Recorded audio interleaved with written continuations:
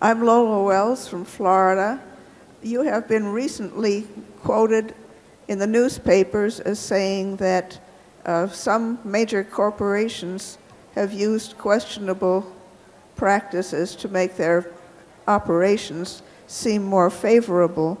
Would you be willing to be more specific about these practices? Not until I'm on my deathbed. I have followed a policy of criticizing by practice and praising by name, and we will not. We do. Charlie and I both find certain practices very, very deplorable, and they aren't limited to a single or a few large corporations. But we would probably be less effective in arguing for change if we went to a few specific examples. They would not be that much different probably than hundreds of other, or at least dozens of other companies, and secondly, those who get critical of the world find the world gets very critical of them promptly, and I think we do more good by, in a sense, hating the sin and loving the sinner. So You to name the practices, Oh, not the miscreants. No. Well, the practices are some of the things we've said.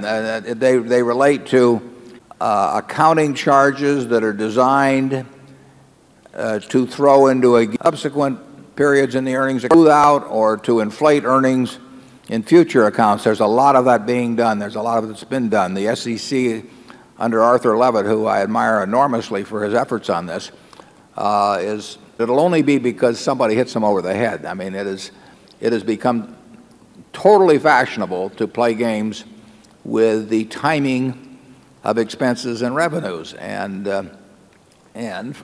frankly, until the SEC got tougher, in my view, the auditors were not doing enough about it. I think that in terms of hiding compensation expense and not recording it in the case of options and all of that, I think companies now have the option of recording option costs in the income account, but you have not seen any great flood of people doing it. And actually, the way they show it in the footnotes is quite deceptive in my view, because they try to make assumptions that minimize what the income account impact would be, but the cost to the shareholder is what counts. I mean, that is the compensation cost as far as we're concerned, and that's been minimized. The whole effort to engage in pooling rather than purchase accounting has seen a lot of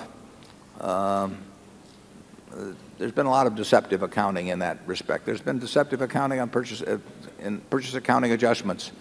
So those are the kind of things we're talking about. Charlie? Yeah, it's the big bath accounting and the subsequent release back into earnings of taking an overly large bath that create a lot of the abuse.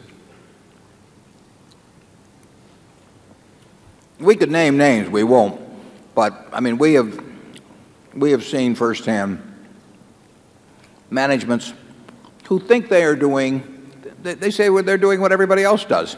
And the truth is they are now, because everybody else is doing it. And it takes some outside force, in this case probably the SEC, it should have been the auditors, to clean up the act, because once it becomes prevalent, the fellow who says I'm going to do it fair and square, and he says, why should I penalize my shareholders by doing something when legally I can get away with doing something else? Charlie? Nothing more.